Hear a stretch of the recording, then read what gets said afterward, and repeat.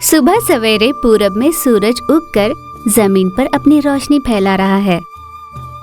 तभी सुंदर सा छोटू तोता फल खाता हुआ खुशी से, अरे वाह, ये फल कितना मीठा है। ऐसा फल मैंने कभी नहीं खाया। मैं अपने बच्चों के लिए भी ये फल ले जाऊंगी। यूं वो सोचकर बहुत खुश हो रही थी। इतने में वहाँ पर एक कबूतर आई। दोस्त, ये क्या, तुम अकेले ही सारा फल खाए जा रही हो? लूसी, तुम्हें बड़े दिनों बाद देख रही हूँ। कैसी हो तुम? और तुम्हारे बच्चे कैसे हैं? मेरे बच्चे बहुत अच्छे हैं और वो दोनों बेटे हैं। तुम्हारे भी 2 बेटे ही हैं ना? वो कैसे हैं? भगवान की कृपा से वो दोनों बहुत अच्छे हैं। इस तरह वे दोनों अपने सुख दुख के बारे में बात कर रहे थे। उन्हें देखकर कौवा भी उनके पास आई। अरे, तुम दोनों यहाँ कैसे हो? तुम दोनों, तुम्हें बहुत दिनों बाद देखकर बहुत अच्छा लग रहा है। कौवा को देख दोनों बहुत खुश हुए और उससे बात करने लगे। तब लूसी ने कौवे से पूछा, चीचू, तुम्हारी 3 बेटियां कैसी है? भगवान तुम्हें सिर्फ बेटियां ही दे रहे हैं ना? कल के दिन वे तीनों अपने अपने रास्ते चले जाएंगे, तब तुम बेचारी अकेली ही रह जाओगी। इस बार कम से कम एक बेटे को जन्म देना। बेटा होगा तो वो जिंदगी भर तुम्हारे साथ रहेगा ना। तुम पति पत्नी दोनों कभी बीमार भी हो गए तो वो बाहर से तुम्हारे लिए आहार लाएगा, तुम्हारा ध्यान रखेगा, तुम्हें जिंदा रखेगा ना। उनकी बातें सुन कौवा ने कहा, भगवान हमें इस बार बेटा देते तो अच्छा होता। ये कहकर दुखी होकर कौवा वहाँ से चली गई। तोता और कबूतर एक दूसरे की ओर देखते हुए कहने लगे, बेचारी, लगता है बुरा मान गई। कौवा वहाँ से सीधे अपने घोंसले पर पहुँची और अपने पति से कहने लगी, सुनिए जी, इस बार हमें बेटा हो, ऐसे हम भगवान से प्रार्थना करते हैं। मेरी सारी सहेलियों को बेटे हैं, मुझे बहुत दुख होता है। तब पति कौवे ने कहा, तुम चिंता मत करो, इस बार हमें बेटा ही होगा। वैसे बेटा और बेटी में क्या फर्क है? वो हमारे बच्चे ही तो होंगे। हाँ, मैं जानती हूँ सब अपने बच्चे हैं, पर लड़के की बात अलग होती है, आप नहीं समझोगे। यूं गुस्से से कहने लगी।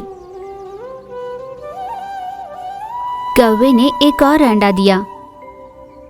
इस बार किसी भी तरह बेटा ही हो, ऐसी प्रार्थना वो भगवान से करने लगी। हे भगवान, इस बार मेरी झोली एक बेटे से भर दे। अपने तीनों बेटियों को आहार देते हुए वो कहने लगी, अब तुम्हारा भाई आएगा। ऐसे उन तीनों से कहने लगी। वो तीनों भी अपने भाई के आने की खुशी में बहुत खुश हो रहे थे। अंडे से कौवा बाहर निकली, पर वो भी बेटी थी। बेटा ना होने पर मादा कौवा बहुत रोई। हाँ, ये क्या हुआ? फिर से बेटी हुई मुझे। मैंने किस जन्म में पाप किए थे? उस दिन से मादा कौवा अपने बच्चे पर ध्यान नहीं देती और ना ही उसे ठीक से आहार देती। अपनी बाकी 3 बेटियों से उसे मिलने नहीं देती थी। बेचारी नन्ही सी कौवा रोते हुए बोली, माँ, तुम मेरे पास क्यों नहीं आती? दीदियों से तो इतना प्यार करती हो, मुझसे प्यार क्यों नहीं करती? मुझे बहुत भूख लगी है माँ। इन छोटे छोटे दानों को खाकर भूख मिटाना बहुत मुश्किल है। माँ, कुछ दो ना। वो रोते हुए अपनी माँ से कहने लगी। तब माँ ने कहा, मेरा सोना बच्चा, ना जाने किसका गुस्सा मैं तुम पे उतार रही थी। तुम चिंता मत करो, तुम्हारे दीदियों की इतनी उम्र है कि वो खुद अपना आहार ला सकते हैं। अब मैं तुम्हारे साथ ही रहूंगी। चलो, मैं तुम्हें बाहर की दुनिया बताती हूँ। अपने ऊपर उसे बिठाकर वो उड़ा कर उसे ले गई और दूर कहीं एक घोंसले में छोड़ दिया। बेटा, तुम यहीं रहो, मैं तुम्हारे लिए आहार का इंतजाम कराती हूँ। ठीक है माँ। उसके ऐसा कहने पर मादा कौवा वहाँ से उड़ चली और अपने घोंसले पर पहुँची। हाश, आज इससे पीछा छूटा। अभी मैंने उसे चील के घोंसले में छोड़ आया है। चील आएगी और उसे मार खा जाएगी। कम से कम अगली बार तो मुझे बेटा होगा तो अच्छा होगा। कौवे की नन्ही सी बेटी माँ की राह देखते हुए डरी डरी बैठी थी। शाम होने तक भी जब माँ नहीं लौटी तो वो घबराकर रोने लगी। माँ, मुझे यहाँ अकेला छोड़कर तुम कहाँ चली गई माँ? मुझे यहाँ अकेले बहुत डर लग रहा है माँ। यूं वो रोए जा रही थी। इतने में वृद्ध चील वहाँ पर आई। कौन हो तुम? मेरे घोंसले में क्या कर रही हो? कहाँ से आई हो? मेरी माँ मुझे यहाँ छोड़कर गई थी। मुझे बहुत भूख लगी है। ये कहकर वो रोने लगी। चील ने मन ही मन सोचा, ना जाने ये किसका बच्चा है, पर मुझे तो आहार मिल गया। आज के लिए मेरा पेट भर चुका है। कल खाती हूँ। कल तक जिंदा रखने के लिए इसे कुछ आहार तो देना पड़ेगा। ऐसा सोचकर उसे खाना देती है। तुम्हारी माँ आ जाएगी। अगर वो नहीं भी आई तो मैं खुद तुम्हें अपनी माँ के पास छोड़ दूंगी। तब तक तुम ये खा लेना।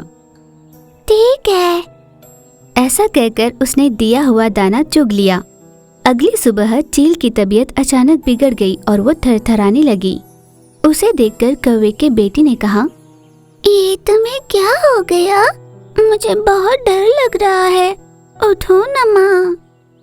नन्ही सी कौवा को उड़ने नहीं आता था, फिर भी वो जैसे तैसे उड़ती हुई सहायता मांगने बाहर निकल पड़ी। उसे टोनी गौरैया दिखाई दी। वो उसके पास गई और सारी बात बताकर अपने साथ चील के पास ले गई। टोनी गौरैया ने उसकी सहायता की। टोनी गौरैया ने उसे जड़ी बूटी देकर खाने के लिए कहा। नन्ही सी कौवा ने समय समय पर उसे दवाई दी। नन्हे कौवा का इस तरह से लगाव देखकर चील का हृदय बदल गया। वो उसे अपनाकर अपनी बेटी की तरह पालने लगी। एक दिन तेज बारिश हुई। उस बारिश में कौवे का घोंसला बिखर गया और पेड़ भी जड़ से उखड़ गया। इस घटना में कौवे के तीनों बेटियां चल बसी और पति भी उनके साथ चल बसा। अब कौवा अकेली थी। वो बहुत दुखी हो रही थी। इस दुनिया में अब मेरा कोई नहीं। मैं बहुत बदकिस्मत हूँ। तब उड़ती हुई नन्ही कौवा उसके पास आई। माई, लगता है आप बहुत दुखी हो। दुखी मत हो, हमारा घोंसला पास में ही है। अब वहाँ चलो, मैं आपकी सहायता करूँगी। नन्ही कौवा को देखते ही मादा कौवा जान गई कि ये उसकी बेटी है। वो बिना कुछ कहे उसके साथ चल पड़ी। चील को सारी बीती बात उसने बताई। क्या हुआ? क्या देख रही हो? मैं जानती हूँ ये तुम्हारी बेटी है और ये बेटी हुई इसीलिए तुमने इसे छोड़ा, ये भी जानती हूँ। पर ऐसी बेटी को पाना किस्मत की बात है। पता है ये कितनी अच्छी है। ऐसा एक दिन नहीं बीता जब मैंने सोचा हो कि ऐसी बेटी को मैंने क्यों नहीं जन्म दिया। यूं चील ने रोते हुए कौवे को सारी बात बताई। तब कौवे ने अपनी बेटी की ओर मुड़कर कहा, बेटा, मुझे माफ कर दे। मैंने तुझे खुद से दूर किया। मैंने वो किया जो कोई माँ नहीं करती। यूं कौवे ने रोते हुए सारी बात बताई और ये भी बताया कि उसने अपने पति को खो दिया है। ये जानकर नन्ही कौवा बहुत रोई। दोस्त, जो हुआ सो हुआ। बीती सारी बातें भूल जाओ और हमारे साथ यहीं पर खुशी से रहो। उस दिन से वे तीनों उसी घोंसले में खुशी से रहने लगे। टोनी गौरैया रोते हुए अपने बच्चों से कहने लगी, सुनो बच्चों, आज के बाद मैं तुम्हारे साथ नहीं रह पाऊंगी। मैं चील का आहार बनने जा रही हूँ। तुम्हारी जान बचाने का मेरे पास और कोई रास्ता नहीं था। इस जंगल में और भी पंछियाँ हैं, उनमें से कुछ भले तो कुछ बुरे हैं। कौन भला कौन बुरा है ये हमें समय के साथ पता चल जाता है। तुम्हें हमेशा आगे की सोचनी चाहिए। आहार को इकट्ठा करके रख लेना। इस तरह बच्चों को अच्छा बुरा समझाकर चील को अपनी बलि देने चल पड़ी। उसके नन्हे गौरैया, माँ, हमें छोड़ के मत जाओ माँ। माँ, यूं माँ को अपने पास बुला रहे थे। माँ ने अपने दिल पर पत्थर रखा और चील के पास चलती रही, पर वहां पहुंचकर देखा चील नहीं थी। माँ चाहिए, माँ चाहिए। चील के नन्हे रो रहे थे। टोनी की समझ में कुछ न आया। हे भगवान, ये चील कहाँ गई होगी? मैंने तो उससे कहा था कि मैं आहार बनने आ रही हूँ। अब इन बच्चों को मैं क्या खिलाऊं? यूं सोचती हुई चील की राह देखने लगी। बहुत समय बीतने पर भी जब चील नहीं लौटी, गौरैया ने कहा, इन बच्चों की तकलीफ मुझसे देखी नहीं जाती। बच्चों तुम यहीं रहना, मैं अभी आती हूँ। गौरैया वहां से उड़कर चील के बच्चों के लिए आहार जुटा कर लाती है। चील के बच्चे जो मिला वही सही कहकर उसे खाने लगते हैं। चलो अच्छा हुआ, मैंने इनकी भूख तो मिटा दी, पर ये चील अभी तक क्यों नहीं लौटी होगी। इस तरह वो चील का वहीं पर इंतजार करने लगी, पर उस समय तक भी चील के ना लौटने पर गौरैया उसे ढूंढने के लिए निकली। जब टोनी गौरैया उसे ढूंढ रही थी, चील कहीं पर उसे मरी हुई दिखाई दी। उसे देखकर, अरे ये क्या हुआ, इसके साथ ऐसा किसने किया होगा, सारे बदन पे चोटें लगी हैं। यूं वो दुखी हो रही थी। गौरैया ने दुखी होकर कहा, अब तुम्हारे बच्चों का ख्याल कौन रखेगा। बिना माँ के बच्चों की जिंदगी बहुत मुश्किल होती है, अब कौन उनकी माँ बनेगा। यूं वो दुखी होकर रोए जा रही थी। बहुत सोचने के बाद उसने एक निर्णय लिया। उसने सोचा कि अब वो खुद चील के बच्चों की माँ बनेगी। अब तुम्हारे बच्चे भी मेरे बच्चों के साथ मेरी परवरिश में बड़े होंगे। देखो बच्चों, तुम्हारी माँ कहीं दूर चली गई है। उसने मुझे तुम्हारा ख्याल रखने के लिए कहा है। क्या तुम दोनों मेरे साथ चलोगे? वो कुछ दिनों तक नहीं आ पाएगी।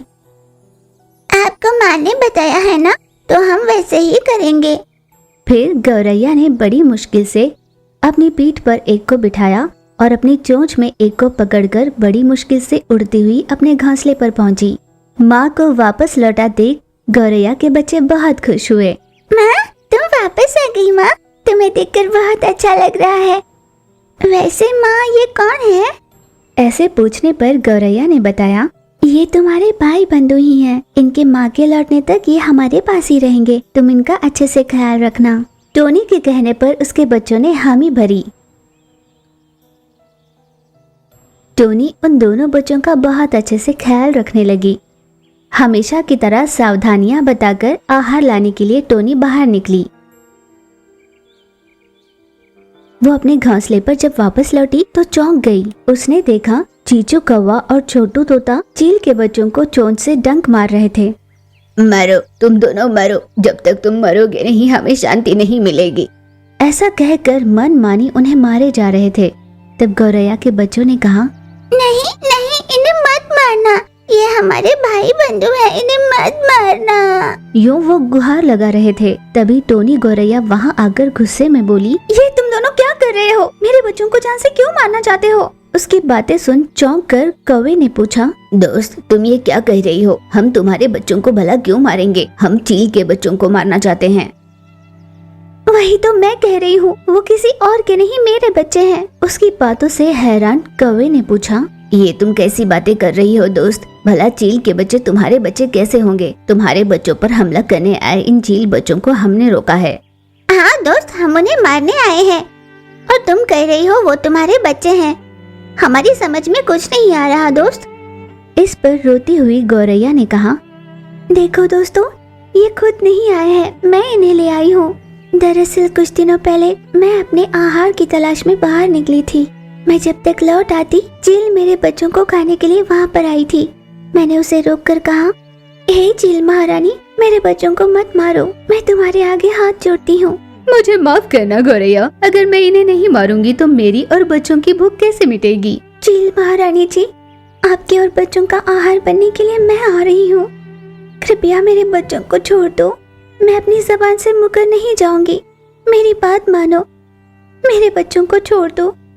इस तरह रोक कर विनती करने पर, ठीक है, तुम्हारी बात पर भरोसा कर तुम्हें छोड़ रही हूँ। अगर तुम अपने बात से मुकर गई तो तुम्हारे साथ बच्चों को भी खत्म करूंगी। मैं जरूर आऊंगी। फिर मैंने बच्चों को सावधानियां बताई और चील के पास गई, पर वहाँ पर चील नहीं थी। ढूंढने पर पता चला वो मर चुकी थी। उसके बच्चे अनाथ हो चुके थे, इसलिए मैंने ही उनके बच्चों को खुद मेरे घोंसले पर ले आया था। इस तरह बीती सारी बात उसने दोस्तों को बताई। सच्चाई जानकर वो दुखी हुए। वैसे इन बच्चों को अपनी माँ से दूर करने का पाप भी हमें ही लगेगा।